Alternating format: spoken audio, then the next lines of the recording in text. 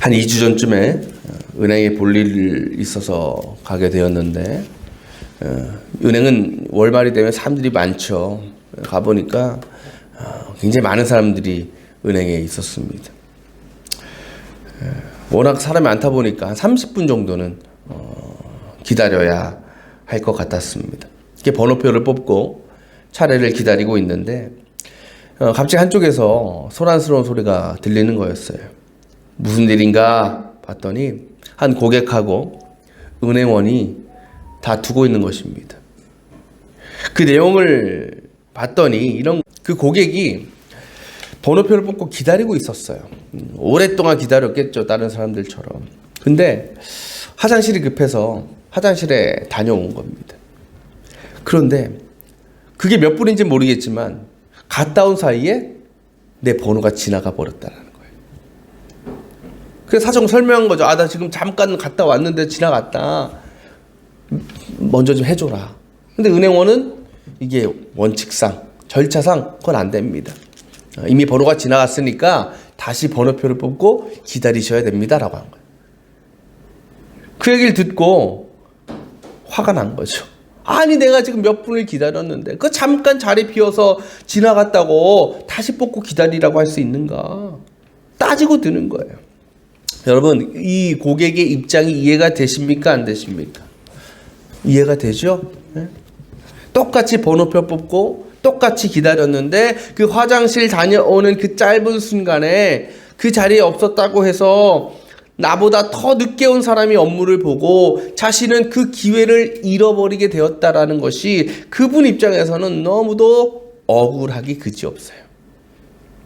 근데 여러분, 이와 같은 일들이 우리에게도 얼마든지 일어날 수 있어요. 특히 언제 일어나느냐? 우리가 마지막 때에 하나님 앞에 서게 됐을 때 우리에게도 일어날 수 있는 일이라는 겁니다. 하나님께서 이 땅에 메시아의 오심을 예언하시면서 세례 요한을 보내셨죠. 그래서 그 일을 선포하게 하셨습니다. 그 선포의 메시지의 핵심이 무엇입니까? 오늘 읽진 않았지만 3절 말씀 보면 이렇게 하죠.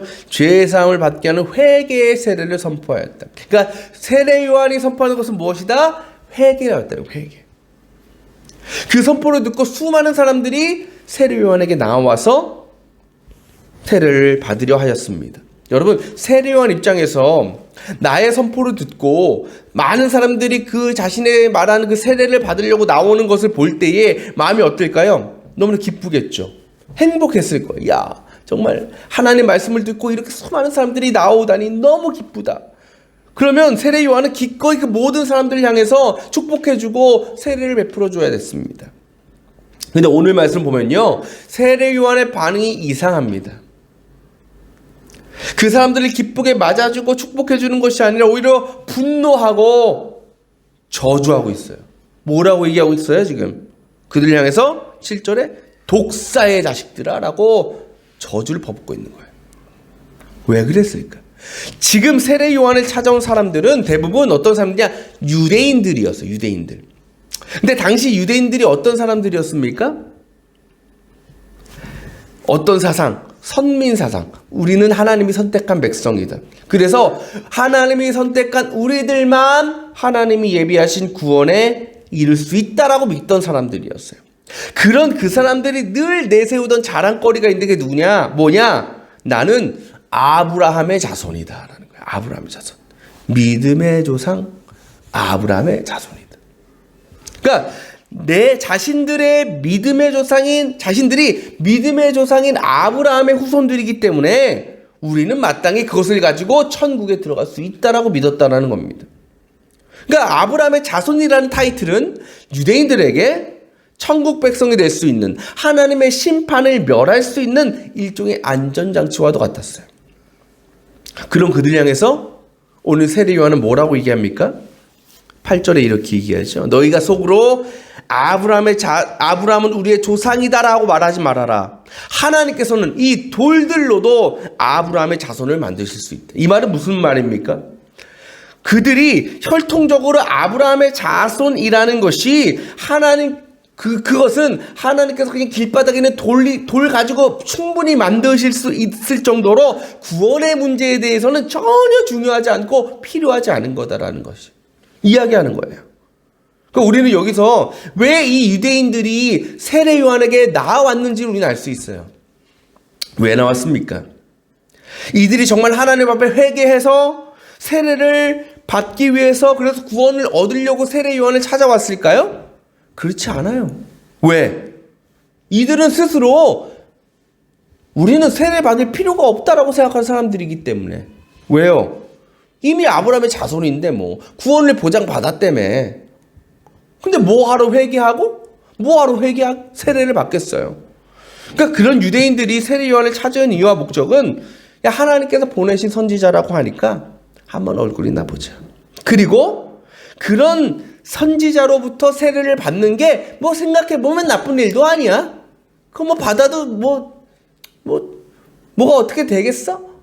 어차피 하나님께 선지자에게 세례 받는 건 좋은 일이 될 수 있어 라는 마음을 가지고 나왔다라는 겁니다. 그러니까 세례 요한은 그들의 그 마음을 다 알고 있었어요. 한번 히터 좀 꺼주세요. 그 교만함을 다 알고 있었어요. 그래서 그들을 향해서 뭐라고 말씀하셨다? 독사의 자식들아. 말씀하시면서 너희는 심판받을 거다라고 선포하고 있는 겁니다. 그러면서 그들에게 그렇다면 너희는 무엇을 해야 하나님께서 예배하실 구원에 이를 수 있는지를 세례 요한은 오늘 말씀에서 가르쳐주고 있어요. 그것이 뭘까요? 8절 말씀에 이렇게 시작하죠.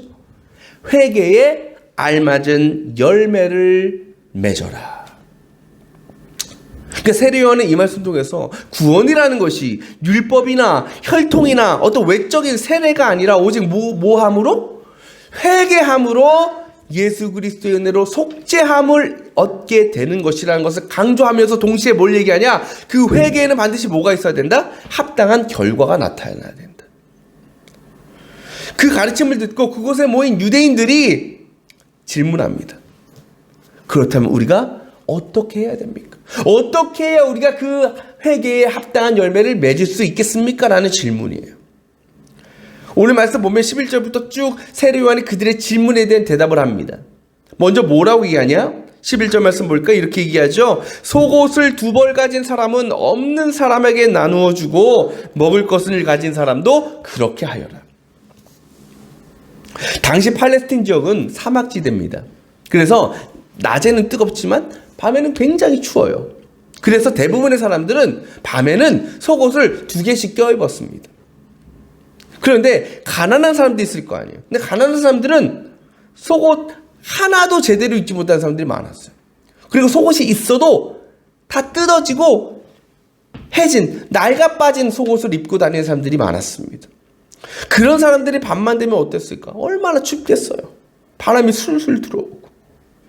아마도 그런 사람들에게 가장 큰 소원은 내가 죽기 전에 정말 제대로 된 새 속옷 하나 입고 오는 것. 속옷 2개 한번 껴입고 자보는 것이었을 것입니다. 지금 세례 요한은 바로 그들을 위한 일, 곧 내가 속옷이 2벌 있으면 그 가난한 이들을 위해서, 어려운 이들을 위해서 내 것 중에 하나를 나누어주는 그 일이 뭐다? 회개에 알맞은 열매를 맺는 일이다라고 이야기하고 있는 거예요. 세례 요한의 대답이 끝나자 어떤 무리가 나타났습니까? 세리들이 나타나죠. 12절. 세리 무리가 나타나요. 똑같이 물어봅니다. 우리 세리들은 어떻게 회개에 합당한 열매를 맺습니까? 그들에게 뭐라고 대답하죠? 세례 요한이? 13절. 너희에게 정해진 것보다 더 받지 말아라. 세리가 누굽니까? 뭐하는 사람들이에요? 세금 걷는 사람들이죠. 세리들은요, 당시 로마 정부가 정해놓은 세금을 거두고 그것의 일부로 생계를 유지하던 사람들이었어요. 그러니까 몇 프로를 나라에 바치고 그 중에 몇 프로는 자기가 이제 가져서 생활에 쓴다라는 거죠. 근데 문제는 뭐냐? 이 세리들이 내 소유를 늘리기 위해서 원래 정해진 세금보다 더 많은 액수를 징수했다라는 거예요, 사람들에게. 그러니까 나라에게 주는 퍼센트는 정해져 있으니까 내가 더 많이 가지려면 더 많이 뺏어오는 수밖에 없는 거예요. 그런 세리들에게 세례 요한은 오늘 정해진 세금보다 더 많은 금액을 징수하는 것은 죄이다. 너의 개인의 사역을 위해서 너의 지위를 남용하면서 지나친 과세를 하면 안 된다. 반드시 공평하고 정의롭게 세금을 징수해야 된다라고 선포하고 있는 겁니다. 그것이 바로 하나님 앞에 회개의 세례를 받은 세리들로서 마땅히 나타나야 될 모습이다라는 거예요. 그렇게 말씀을 끝나자 또 누가 나타나요? 로마 군인들이 나타나요. 군인들이 또 똑같이 물어봅니다. 우리가 어떻게 회개에 합당한 열매를 맺습니까? 그때 세례요한이 얘기하죠. 14절, 아무에게도 협박하여 억지로 빼앗거나 거짓 고솔내려 빼앗거나 속여서 빼앗지 말고 너희의 봉급으로 만족하게 여기라. 여기서 세례요한을 찾아온 군인들은 유대인 군인들이에요. 국내 정찰 담당하던 군인들입니다. 근데 이들이 종종 자신의 어떤 공권력, 신분을 이용해서 강압적으로 백성들의 돈을 강탈할 때가 있었어요. 그래서 내 주머니를 채우는 겁니다. 세례 요한은 그런 그들을 향해서 진정으로 너희들이 회개한 군인이라면 자신의 나라로부터 받는 봉급 이외에는 어떤 악한 수단을 통해서도 자신의 재산을 채우려 해서는 안 된다라고 말하고 있는 거예요. 자, 우리는 이 말씀에서 오늘 세례 요한이 전하고 있는 회개에 알맞은 열매가 무엇인지에 대해서 한 단어로 우리는 정리할 수 있어요. 바로 14절 말씀에 그 힌트가 나옵니다. 뭘까요? 무엇이 회개에 알맞은 열매인가? 어떻게 살아가는 것이? 만족하는 것. 만족하는 것. 여러분, 어떤 사람이 내 2개의 속옷 중에 하나를 기꺼이 가난한 자들을 위해 내어줄 수 있을까요? 속옷 2개 중에 하나 주면 몇 개 남아요? 하나 남죠. 그 하나만 가진 것으로도 만족할 수 있는 사람이 내 2개에 있는 속옷을 줄 수 있는 거예요. 또 누가 내가 정해진 수입보다 더 많은 것을 누리기 위해서 다른 사람의 것을 빼앗지 않으려 할까요? 지금 내가 받고 내가 누리고 있는 것에 뭐하는 사람? 만족하는 사람. 이 만족이라는 것은 어떤 소유의 양이나 크기와는 상관이 없어요. 그죠? 내가 처한 상황과 현실로부터 얻게 되는 겁니다. 곧 주님 앞에 회개로 나아가는 사람은 어떠한 형편과 어떠한 상황 속에서도 만족을 누리는 사람들로 변화될 수 있다는 겁니다. 어떻게 그럴 수 있을까? 여러분, 회개가 뭡니까? 우리는 회개하면 뭐 떠올라요? 주님 잘못했습니다. 죄를 고백하는 것. 물론 그것도 회개이죠. 그건 회개의 아주 작은 부분이에요. 회개라는 것은 단지 우리가 주님 앞에 내 죄를 고백하는 행위가 아닙니다. 회개라는 단어를 여러분 한자로 찾아보면 이렇게 뜻이 되어 있어요. 고쳐서 돌아오다 또는 다시 돌아오다. 회개할 때 개자가 우리가 개선하다 할 때 개자거든요. 고쳐서 돌아오는 거예요. 다시 돌아오는 거예요. 그러니까 진정한 회개라는 것은 하나님을 떠나서 죄로 향해 나아가야 했던 우리가 다시 누구에게로? 하나님께로 돌아가는 거예요. 넓은 의미로 보면 세상의 죄로 인하여 죽을 수밖에 없는 우리가 예수 그리스도에게로 돌아가서 심판과 저주가 아니라 구원과 영생을 누리는 존재가 되는 것이 바로 회개이다라는 겁니다. 그렇다면 우리가 다시 하나님께로 그리고 구원의 자리로 돌아가기 위해서 가장 먼저 해야 될 일이 뭘까? 내가 죄인이라는 것을, 내가 지금 죄의 자리에 있다라는 것을 깨닫고 인정하는 겁니다. 그리고 주님의 속죄와 구원의 은혜를 구하며 나아가야 되는 거예요. 그때 주님께서 우리를 용서하시고 자녀로 삼으시고 영원한 하나님 나라를 약속해 주시는 겁니다. 그러면 우리 어떻게 변해요? 이제는 저주와 형벌이 아니라 구원과 영생을 소유한 존재로 변화되는 겁니다. 여러분, 우리가 진짜 하나님 나라와 영생을 소유했다면 그런 사람들은요, 더 이상 잠시뿐 그리고 순간적인 이 세상의 기쁨과 즐거움에 관심을 두지 않아요. 많은 거 누리고 살지 못해도 때로 삶의 고난과 어려움이 있어도 그 안에서 하나님의 평안과 하나님의 은혜를 경험하고 모든 상황 속에서 뭐 한다? 만족하며 살아갈 수 있다는 겁니다. 그리고 그러면 우리는 어떻게 변한다? 내 것을 나보다 어려운 이들, 가난한 이들을 위하여 기꺼이 나눠줄 수 있는 거예요. 그건 우리가 넉넉하고 풍족하고 충분해서 나누는 것이 아니라 지금 내가 누리고 있는 것으로 만족하게 하시는 그 성령님께서 그것을 나누며 섬기는 가운데에도 동일한 기쁨과 동일한 감사와 동일한 만족을 허락해 주시기 때문에 할 수 있는 겁니다. 여러분, 은행에서 번호표를 뽑고 기다린다고 해서 무조건 직원을 만나고 내 업무가 처리되는 것이 아니죠. 내 번호가 불렸을 때에 그 번호표를 가지고 그 자리에 남아 있어야 되는 거죠.